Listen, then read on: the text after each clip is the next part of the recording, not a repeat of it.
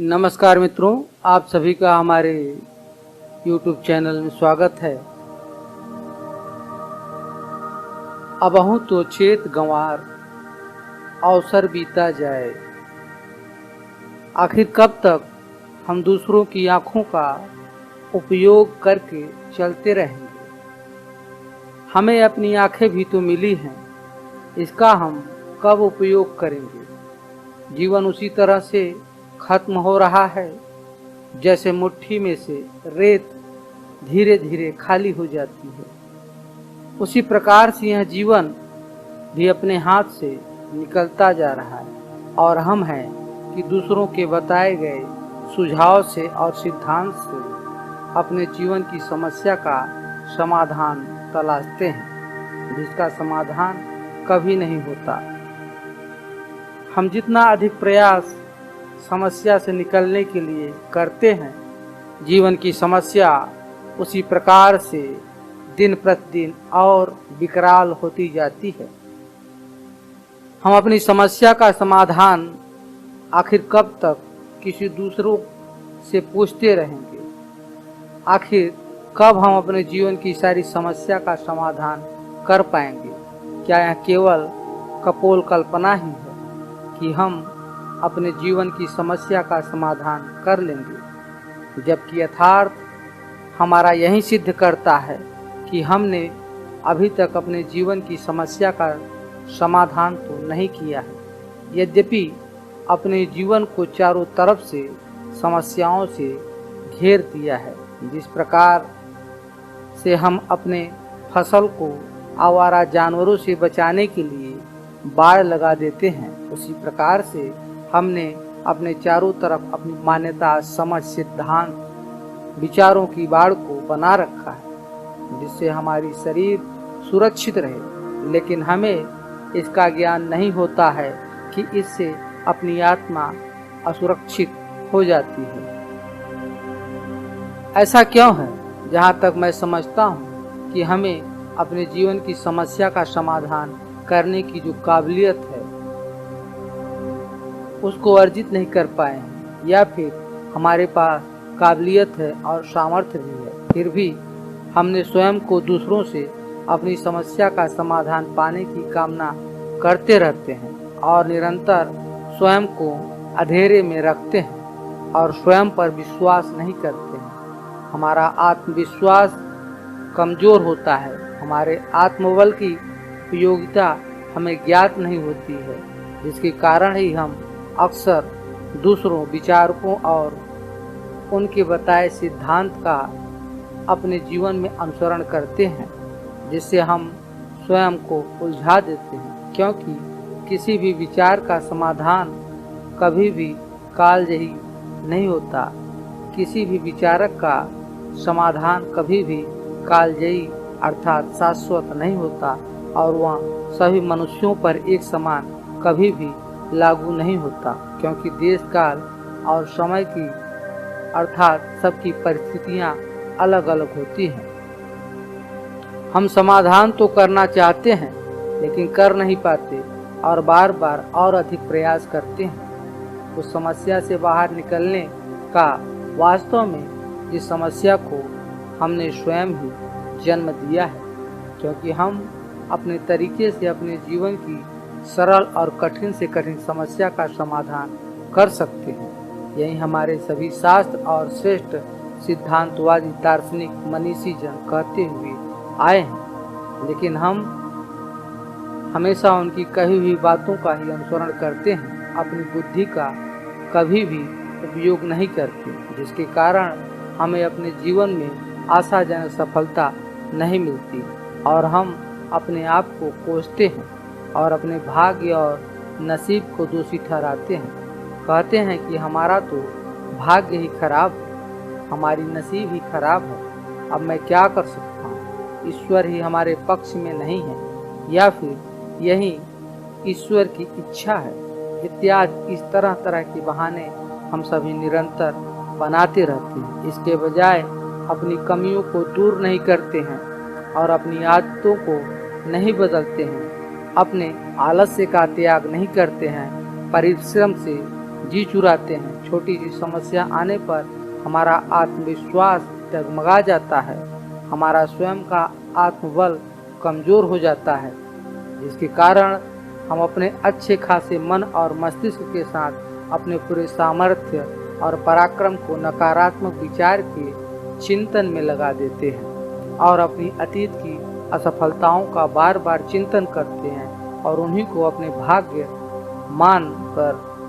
हाथ पर हाथ रखकर निराशा के घने बादलों के मध्य में अपने जीवन को तबाह करते रहते हैं और कहते हैं मैं क्या करूं, यह कार्य मुझसे नहीं होता, मैं कमजोर और मूर्ख हूँ। जो लोग अपने जीवन में सफल होते हैं वो हमसे कहीं अधिक बुद्धिमान और चालाक, मैं ठहरा, भोंदू, यह सब कुछ हम अपने बारे में कपोल कल्पित झूठी मान्यताओं को गढ़ लेते हैं, जिसके कारण जो शक्ति हमें सफलता के परम शिखर तक पहुंचा सकती थी, वह शक्ति हमारे विनाश का कारण अथवा हमें गर्त में ले जाने का साधन बन जाती है। हमें अपनी इस आदत या स्वभाव को बदलना होगा। किसी प्रकार के नकारात्मक विचार को अपने ऊपर हावी नहीं होने देना है। हमेशा आशा और उत्साह के साथ निरंतर एक एक कदम अपनी मंजिल पर आगे बढ़ते रहने के लिए सतत प्रयास के साथ पराक्रम करते रहना चाहिए। हम जिस समाज में रहते हैं कहने को लोग शिक्षित हैं, लेकिन उनके आचरण का परीक्षण करने से पता चलता है कि सब के सब भयानक किस्म के गंवार हैं। इनको हम पढ़ा लिखा, समझदार, धनी, मान मर्यादा वाले, इज्जतदार, सम्माननीय गंवार कह सकते हैं, क्योंकि आज मैंने देखा कि लोग कह रहे हैं कि कुछ दिन पहले सूर्य ग्रहण लगा था, आज चंद्र ग्रहण लगा है। इसका प्रभाव कुछ लोगों के जीवन पर बहुत अच्छा पड़ने वाला है। कुछ लोगों को, कुछ विशेष राशि वाले लोगों को बहुत अधिक धन, यश और कीर्ति को प्राप्त करने का अवसर उपलब्ध होगा। दूसरी तरफ कुछ लोगों को इससे नुकसान भी होगा। निराशा, चिंता, अवसाद, युद्ध, लड़ाई झगड़ा जैसी समस्या विश्व में आ सकती है। यह लोग जो फलित ज्योतिषी का धंधा चलाते हैं वह सब लोगों को ग्रह नक्षत्र का भय उत्पन्न करके अपना उल्लू सीधा करते हैं, क्योंकि भय के कारण ही समाज में शोषण का व्यापार चलता है। इसका कोई वैज्ञानिक कारण नहीं है, फिर भी अधिकतर लोग मानते हैं। कुछ लोग खाना नहीं खाते हैं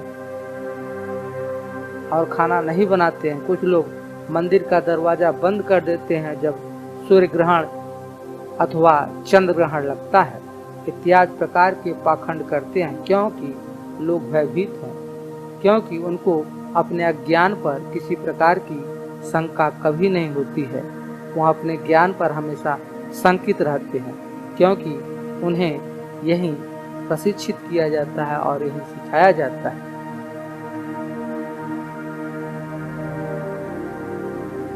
जो आपको जीवन को जीने की कला सिखाते हैं वह क्या स्वयं कभी जीवन की कला को सीखा है? कभी आप इसके बारे में चिंतन कीजिए। जब आप किसी प्रकार का सही व्यापार, पेशा, व्यवसाय, नौकरी नहीं करेंगे तो आपको धन कहाँ से लाभ होगा? आपको छल कपट और पाखंड का तांडव करने की कला नहीं आती है। आप रईस, सीधे साधे आदमी हैं। आपको लोग उल्लू बनाते हैं। आपको स्वयं अपना मालिक बनना होगा तथा कथित इन पाखंडियों से सावधान रहना होगा जो आपका भविष्य बनाने का वादा करते हैं, जो आपको जीवन को जीने की कला सिखाते हैं। क्या आपको जीना नहीं आता? यदि आपको जीना नहीं आता है तो आपको जीने की कला को सीखना चाहिए, और यह कला आपको आपका स्वयं का जीवन और उसका अनुभव ही सिखाएगा। इसके लिए किसी को किसी भी प्रकार से गुरु बनाने की जरूरत नहीं है। लोगों का काम है कि वह आपका फायदा कराने का वादा करके स्वयं का फायदा करते हैं, और आपको हमेशा घाटे का ही सौदा करना पड़ता है, क्योंकि बड़े धोखे हैं इस संसार में। हमने भी बहुत धोखे खाए हैं, जिसके कारण हमारा तो लोगों के ऊपर से विश्वास ही उठ चुका है। फायदे का सौदा क्या है? आज ही नहीं, हमेशा से, जब से यह दुनिया है, अनादिकाल से लोग धन की भाषा समझते हैं और आप भी धन की भाषा ही समझते हैं। धन से ही आपको इस संसार में सारा संबंध और मान मर्यादा, सम्मान और हर प्रकार का ठाठ बाट उपलब्ध होने का प्रावधान प्रस्तुत किया जाता है। और ऐसा ही है, यह बिल्कुल सत्य नहीं है। धनी व्यक्ति जो हैं, क्या उनके जीवन की सभी समस्याओं का समाधान हो चुका है? ऐसा आप समझ सकते हैं कि निश्चित उनके जीवन की सभी भौतिक समस्या का समाधान हो चुका है, लेकिन उनके पास और भी बहुत प्रकार की समस्याएं हैं जिसके समाधान के लिए निरंतर वह सब भी प्रयासरत होकर पुरुषार्थ करते हैं। मानसिक और आध्यात्मिक ऐसी समस्याएं हैं जिसका समाधान कोई भी मनुष्य आजीवन करता है, चाहे वो धनी हो अथवा निर्धन हो। ना उसको दिन की खबर है और ना ही उसको रात की। वहाँ जीवन अपने कार्य के विस्तार में मग्न रहते हैं। इसका कार्य करने की मग्नता को आप एक छोटे जंगली पक्षी से सीख सकते हैं कि कैसे वह तिनके को अपने लिए एक अद्भुत और सुंदर घोंसला बना लेती है। तिनके को जोड़कर अपने लिए सुंदर और अद्भुत घोंसला एक पक्षी बनाता है, क्योंकि वह अपने कार्य में मग्न होता है। आपको भी अपने कार्य में मग्न होने की कला को सीखना होगा। वह कोई भी कार्य क्यों ना हो, आपको अपनी कला में आनंद को तलाशना है। आप जो भी कार्य करते हैं उस कार्य को जितना अधिक सुंदर तरीके से कर सकते हैं करें, क्योंकि यही आपका कार्य ही इस संसार में आपको अमर करने वाला है। आपको अपना जेन्युइन कार्य करना होगा। वह किसी प्रकार की कॉपी नकल या किसी दूसरे का न हो। यदि वह कॉपी या नकल अथवा दूसरे के समान होगा तो आपको वह सम्मान नहीं मिलेगा वास्तव में जिसके आप हकदार हैं। आपको अपने हक की जमीन, अपने हक का आसमान और अपने हक की हवा, पानी, अन्न इत्यादि को प्राप्त करना है। आपको अपने अधिकार के लिए इस संसार से संग्राम करना होगा और यह संग्राम आपको अपने कार्य में निपुणता को हासिल करने के लिए करना होगा, क्योंकि जब तक आप अपने कार्य में कुशल, निपुण और पारंगत नहीं होंगे तब तक उस क्षेत्र के जो पारंगत, कुशल और विशेषज्ञ लोग हैं वह आपको आगे बढ़ने नहीं देंगे। वह सभी परोक्ष रूप से आपको समाप्त करने के लिए हर प्रकार की रुकावट को खड़ी करेंगे, क्योंकि संसार में हर वस्तु बिक रही है और उसकी कीमत है। और यदि आपको संसार में वह वस्तु चाहिए जिसकी आप इच्छा करते हैं तो उसके लिए आपको उसकी कीमत तो चुकानी ही होगी। यहाँ मुफ्त में केवल दुख, पीड़ा, अशांति और जलालत, अपमान ही मिलता है। आपको अमीर होने के लिए कार्य नहीं करना है, और यदि कार्य नहीं करेंगे तो आप अवश्य गरीबी के रसातल में चले जाएंगे। आपको अपने आनंद के लिए कार्य करना होगा। आनंद धन में नहीं है, आनंद धन को कमाने में है और धन को खर्च करने में है। धन कमाने के लिए उस रास्ते को खोलना होगा जिस रास्ते से धन आता है, और वह रास्ता आपका कार्य, आपकी कला, आपका कौशल, आपका निर्माण, आपका आविष्कार है, जिसको प्राप्त करने के लिए संसार, वह वस्तु, कलाकृति, वह ज्ञान जिसको आपने अर्जित किया है, खरीदने के लिए आपको आपसे प्राप्त करने के लिए बदले में धन देगी। इस प्रकार से आप धनवान हो जाएंगे। धनवान होना समस्या नहीं है, समस्या यह है कि आपको अपनी कला को विकसित करना है। यहाँ संसार में सारा सांसारिक प्रपंच, यहाँ का कार्य व्यवसाय अदला बदली का हो रहा है। यदि आप संसार में कुछ भी पाना चाहते हैं तो पहले आपको देने के लिए तैयार होना होगा। गिव एंड टेक का सिद्धांत यहाँ संसार में बहुत पुराना समय से चल रहा है और आपको इस सिद्धांत को फॉलो अर्थात अनुसरण करना होगा। आपको स्वयं को एक आविष्कारक बनना होगा और यह सामर्थ्य आप में है। समस्या आपको नहीं घेर सकती है। आप अपने जीवन की सभी प्रकार की कठिनाइयों, दिक्कतों और समस्याओं को घेर सकते हैं और उन सभी समस्याओं का समाधान प्रस्तुत कर सकते हैं। यह सारी संभावनाएं आपके अचेतन मन में व्याप्त है।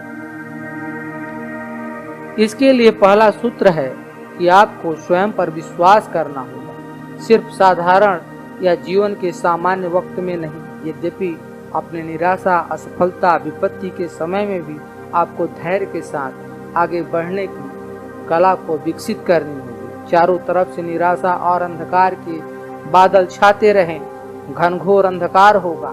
कहीं से जब कोई आशा की किरण नहीं दिखाई दे रही हो तो आपको अपने आत्मा की ज्योति को जला कर रखना है और उसी के बताए गए मार्ग का अनुसरण करते हुए आपको आगे बढ़ना है।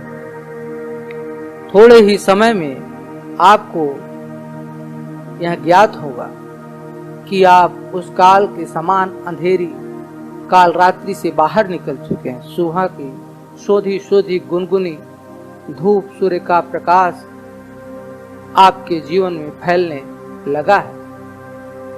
आपको अपने लिए इस संसार में जीना होगा, अपने शत्रुओं को समाप्त करना होगा जो अंधकार और अज्ञान के पोषक है। सिर्फ जीना ही नहीं है, यद्यपि अपने आप को इस संसार में स्थापित करना होगा। आपको स्वयं को इस संसार में कभी भी मरने नहीं देना है। आपको अमर होने की साधना करनी होगी और यह साधना कोई दूसरी नहीं है, वह आपकी जानी पहचानी साधना है। वह आपका अपना मनपसंद कार्य है जिसे आप हमेशा से करना चाहते हैं और उसे और सुंदर तरीके से करिए। सिर्फ सुंदर ही नहीं, सुंदरता का जो शिखर है वहां से उस कार्य को सिद्ध करें, क्योंकि किसी भी आविष्कारक का आविष्कार ही उसकी पहचान इस संसार में हमेशा हमेशा के लिए अमर कर देता है, बना देता है। जिस प्रकार से हम सभी किसी न किसी प्रकार से ईश्वर को सत्यम शिवम सुंदरम मानते हैं, वही सत्य है, वही सुंदर है, वही शिव है, क्योंकि उनकी कृति के माध्यम से यहाँ संसार में छोटे छोटे घास के फूलों से उसकी सुगंध आती है। वही बताते हैं यह घास है, इसमें अन्न पैदा होता है और यह अन्न तुम्हारे शरीर में खून बनाता है और खून वीर्य बनता है और वीर्य से यह मानव शरीर बनती है। इसी प्रकार से आपको अपनी कृति के माध्यम से ही यहाँ संसार में सब कुछ मिलता है और अंत में यह संसार आपकी कृति के कारण ही आपको अमर कर देता है और हमेशा आपके नाम के गीत गाता है। एक बार फिर मैं कहना चाहता हूँ, अब तो चेत गंवार अवसर बीता जाए, अर्थात जीवन का समय धीरे धीरे खत्म हो रहा है। जहाँ से प्रारंभ हुआ और उसके बाद जिस प्रकार से आपकी गाड़ी का पेट्रोल खत्म होता है, उसी प्रकार से आपकी प्राण शक्ति खत्म हो रही है। गाड़ी में तो पेट्रोल भरा जा सकता है, लेकिन आपके शरीर की जो प्राण शक्ति है वह पुनः दोबारा नहीं भरी जा सकती। इसीलिए एक बार जो है अवसर मिला है, इस अवसर का भरपूर उपयोग करके अपने जीवन की जो महानतम उद्देश्य है उसे प्राप्त करने के लिए आज और अभी और यहीं से जुड़ जाइए। अर्थात अपनी कृति के प्रति, अपनी कला के प्रति, अपनी योग्यता के प्रति, अपनी सृजनशीलता के प्रति आप में वफादारी और अगाध श्रद्धा हो। यही श्रद्धा आपको सत्यता के उस शिखर तक पहुंचाने में सहायक सिद्ध होगी जिसके लिए आपको इस अनंत आकाश में तैरती बिना किसी सहारे वाली भूमि पर अवतरण का अवसर प्राप्त हुआ है। आपको किसी प्रकार के सहारे की जरूरत नहीं। जिस प्रकार से पृथ्वी, चांद, सूर्य इत्यादि तारे हैं, आप भी उन्हीं में से एक हैं। आपका भी इनके साथ बहुत गहरा संबंध है। आपके अंदर एक अनंत आकाश है और आपकी आत्मा ही वह सूर्य है और चंद्रमा ही वह मन है। राहु जो ग्रहण लगाने वाला ज्ञान है, इस अज्ञान को मार भगाइए और ज्ञान के साथ, बुद्धि के साथ अपने जीवन के उस लक्ष्य पर दृष्टि को गड़ाइए, अर्थात एकाग्र कीजिए, जो आपको संपूर्ण बनाने में समर्थ है।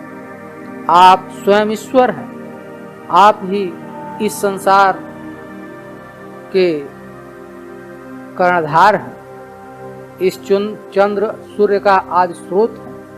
इस स्रोत से आने वाली किरण का साक्षात्कार करें, यही चेतना है। जब तक आप इस चेतना को सिद्ध करने में समर्थ नहीं हो जाते, तभी तक आप गंवार हैं, अर्थात आप अनपढ़ हैं। आपने बहुत सारे शास्त्रों का ग्रहण किया, लेकिन आपने अपनी आत्मा का शास्त्र नहीं पढ़ा, तो सब बेकार है, व्यर्थ है। आपको अभी अपनी आत्मा की किताब को और पढ़ना है, जिससे उसका साक्षात्कार हो जाए और आप गंवार की उपाधि से मुक्त होने में समर्थ हो। और यह उपाधि संसार की कोई यूनिवर्सिटी अर्थात विश्वविद्यालय नहीं दे सकता है, क्योंकि आत्मा की शिक्षा और उसकी उपाधि सिर्फ आप स्वयं अपने आप अर्जित कर सकते हैं, क्योंकि यह आपके अनुभव से और ज्ञान से और समझ से ही विकसित होती है, क्योंकि आप स्वयं अपने आप में एक बहुत बड़ी संस्था है और आपके अंदर ही अनंत विश्वविद्यालय चल रहे हैं। आप संपूर्ण विश्वविद्यालयों के कुलपति हैं, अर्थात संस्थापक। जब आप ईश्वर हो गए तो आप अनंत में विलीन हो गए। आपकी कोई सीमा नहीं रही, आप सीमातीत हो गए। यह समग्र जगत, विश्व ब्रह्मांड अनंत आकाश में फैला हुआ है और इस अनंत आकाश का अनादि स्रोत आप में विद्यमान है। मनोज पांडे, अध्यक्ष ज्ञान विज्ञान ब्रह्म ज्ञान वैदिक विश्वविद्यालय। आशा करता हूँ कि हमारा प्रयास आपको आपके जीवन में सफलता के उस चरम उत्कर्ष चरम शिखर पर पहुँचाने में सहायक सिद्ध होगा। इसी प्रकार के और ज्ञानवर्धक वीडियो देखने सुनने के लिए हमारे चैनल को लाइक, सब्सक्राइब और शेयर, कमेंट कीजिए। धन्यवाद।